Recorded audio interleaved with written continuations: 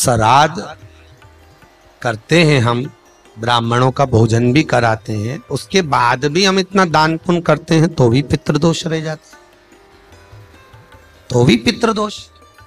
पितृदोष का मतलब मालूम है आप लोगों को? पितृदोष के 3 लक्षण। कितने लक्षण है? 3। पहला, 1 रुपया कमाओ, 1.25 रुपया खर्च हो, घर में पैसा आए और टिके नहीं, कहीं कुछ में लग जाए, कहीं कुछ में लग जाए, समझ लेना पितृदोष। दूसरा, घर में कोई ना कोई बीमार पड़ा रहे, एक ठीक हुआ, दूसरा बीमार, दूसरा ठीक हुआ, तीसरा बीमार, कहीं ना कहीं डॉक्टर में रुपया लग रहा है, समझ लेना पितृदोष। तीसरा, घर में 5 लोग अगर रह रहे हैं, 4 लोग रह रहे हैं, 10 लोग रह रहे हैं, 15 लोग रह रहे हैं, घर में जितने लोग रह रहे हैं, जरा सी चीज के लिए पानी गिर गया तो उस पे खटर पटर, जरा सी कटोरी गिर गई उसके पीछे बहसबाजी, चद्दर बिगड़ गई उसके पीछे बहसबाजी, जरा सी बात में जिसके पीछे खींचातानी चालू हो जाए, क्लेश चालू हो जाए, समझ लो पितृदोष है। ये 3 लक्षण पितृदोष, ये 3 लक्षण पितृदोष के बताए।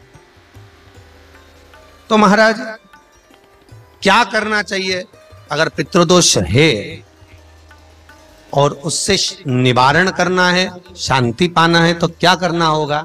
उसका एक ही तरीका महाराज, अमावस्या के एक दिन पहले 14 के दिन पीपल के 7 पत्ते लीजिए और 7 पत्ते पर शंकर का नाम ओम नमः शिवाय लाल चंदन से लिख दीजिए।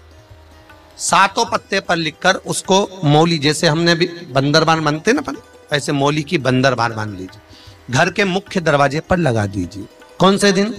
अमावस्या की एक दिन पहले 14।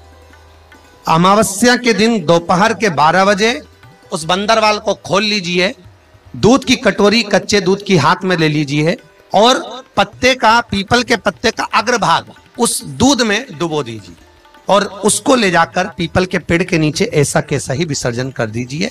कटोरी वापस लेकर आ जाइए। मात्र 2 अमावस्या करोगे, आपके घर का पितृदोष समाप्त होगा, लक्ष्मी बढ़ेगी, घर से रोग समाप्त होगा और घर में प्रेम बढ़ेगा। पितृदोष को समाप्त करने का इससे सुंदर कोई तरीका है? शिव कर सकते, शंकर के साथ, शिव के साथ।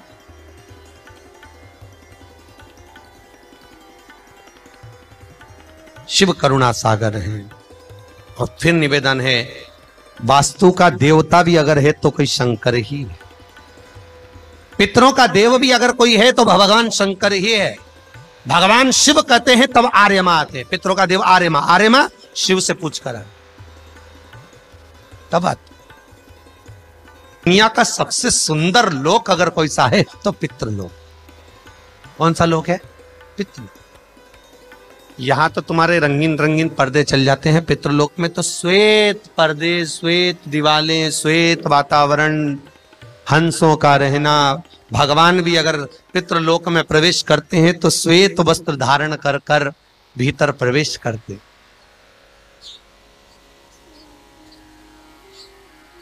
भगवत नाम का ये एक अलग ही आनंद है, एक सुख ही आनंद। अब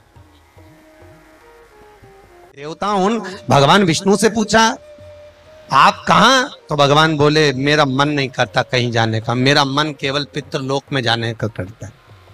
संसार के लोग नीचे बैठकर कथा सुनते हैं, मेरा नारायण पितृलोक में जाकर पितरों के पास बैठकर कथा सुनते। उनका बड़ा मन करता है कथा सुनने।